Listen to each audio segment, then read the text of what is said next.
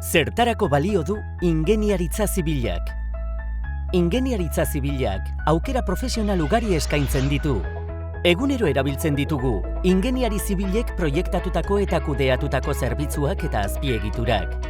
Adibidez, dutxatzen garenean, hornidura eta saneamendu sareak ematen dituen zerbitzuak erabiltzen ditugu.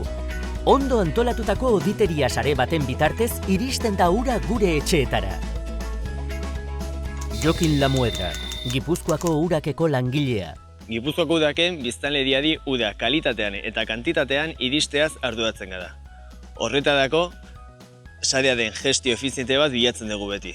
Eta helburu hori lortzeko, hainbat mantenimendu lanetan ibiltzen gara. Bai deposituetan, hidrantetan, obra ezberdinak egite ditugu baita ere, sare horiek berritzeko eta fugen bila ibiltzen gara. Helburu hori lortzeko gure erremintarik nagusiena GISa da, oda geografia informazio sistemak. Horrek ahalegintzen digu gure sare guztiak kartografiatzen eta modelizatzen.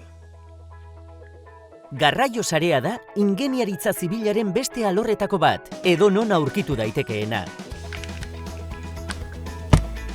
Ingeniaritza zibilak, trenbideak, errepideak, zubiak, bidegorriak edota bestelako azpiegiturak eraikitzen ditu. Ezinbestekoa da garraio mota ezberdinak uztartzea mugikortasun arin eta eragikor bat izateko, eta jasangarritasuna bermatzeko. Udane Ansa, Ingartekeko langilea. La movilidad y el transporte son ámbitos que requieren de fuertes inversiones tanto a la hora de construir nuevas infraestructuras como de mantenerlas. Entonces nosotros en Ingartec somos especialistas en hacer estudios previos, análisis de demanda, que lo que nos aportan es conocimientos sobre cómo se mueven las personas, cómo se van a poder mover en un futuro también, y así tomar decisiones más respaldadas y argumentadas técnicamente. Uno de los primeros proyectos en los que participé dentro de la empresa fue la generación de una herramienta de análisis para un plan de movilidad vertical. Tenemos que entender que los desplazamientos que realizamos los usuarios son puerta a puerta y por lo tanto tenemos que entender la red de transporte de manera intermodal. Ura, beharrezko baliabide bat baino gehiago da. Errekek, euriak, gure paisaia definitzen dute. Ingeniari zibileko profesionalak plangintza hidrologikoaz ere arduratzen dira. Oztoporik gabeko zubiak eraiki, ibai ertzak zabaldu, presa zaharrak eraberritu edo kendu.